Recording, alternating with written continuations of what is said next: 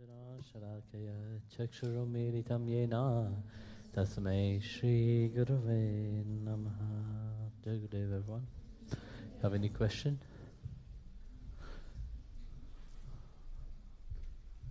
Yes, Mataji, ask.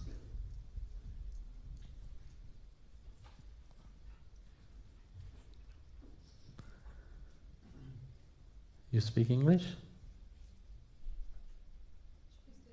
Yes, Jai Gurudev, Guruji. I was wondering whether you understand me or not. Guruji, coming from a non-theistic tradition,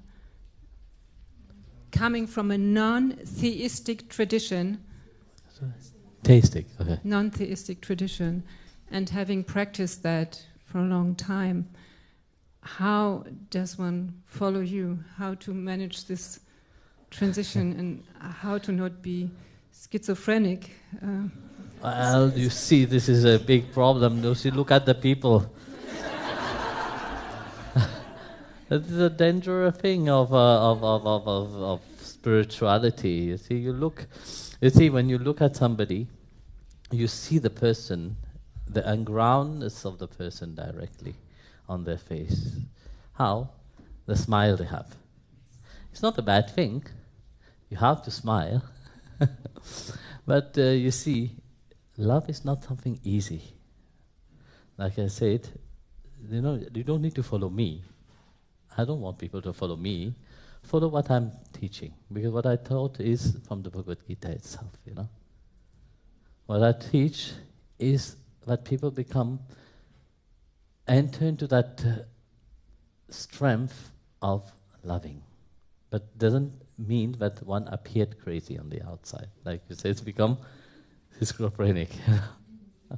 It's a different thing. Very often you see that people don't get it. They think that if they appeared ungrounded, that means they are very spiritual. That is nothing to do with that. It is that recognition of, firstly, who you are yourself, and or do you have that willingness to journey into that inner journey? Because you see, that inner journey is a journey of love. And love is one thing that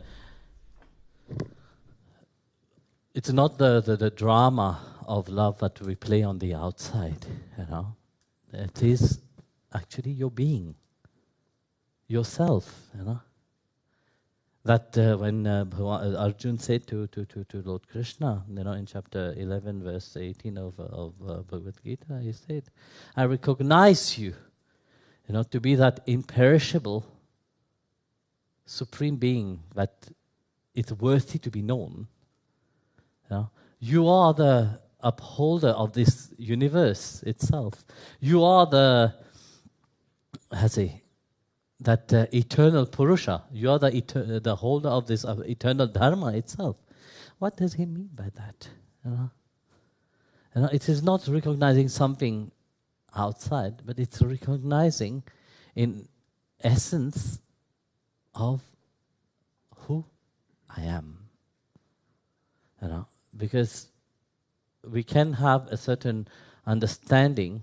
Here Arjun see that cosmic form of Lord Krishna. He is in shock. How can I comprehend that? How can I really put that into and express that experience? How can I put it in word and express that experience? But you see, our experience is based on words. Everybody, whatever they experience, they express it in a certain way. So the same, when it said you are that eternal Purusha, it doesn't mean Krishna is the eternal Purusha. It's recognizing that which is eternal inside. Everything is coming out from him, and everything goes acting in him, and everything goes back into that Supreme Lord himself. So we are not ever separate from that. So that journey, actually, it is a journey of love. Like I said to you, love is not that what we perceive of the outside. Love is something that we have to dare. You have to have that courage. If we don't have that courage to adventure into that journey of love, it's not for faint-hearted. If you're faint-hearted, it's better you don't adventure into that journey of love. Because if you're faint-hearted, you will appear not grounded. And this is very often you see in the people, that why they have this how do you say? Schizophrenia. One day they are like this, the other day they are different. Because they can't handle that love. Love is something that you have to be ready for anything. The beloved is eternally waiting here, inside of you. But here, are you ready to adventure into that? No. You see? Because this is a journey of rediscovering yourself. When we see all the, for example, the bees, the bumblebee. The bumblebee have such a yearning, such longing for the flowers, that even at night when the flower closes, it doesn't let go. It chooses to suffocate itself inside the flower, but not let go. That's what kind of love one have to have. There's a beautiful story that said that there was a gathering of moth. The moth always fly around. They are all attracted by the light. And so beautifully, this is, they always are running toward the light, So the chief of the moth asked, who will go and find out the essence of that light, what it is? The first one went, fly in front of the mirror, in front of the windows. Because of the mirror, because of the window, he could not go inside. He came back and said, well, it is just still reflecting there, but I could not go inside. Second one, find a way inside. It fly around. It could not really go near the flame because it was very attractive, very, calling, but it didn't have that dareness to throw itself, So the third one went, and he never come back. The master, the chief of the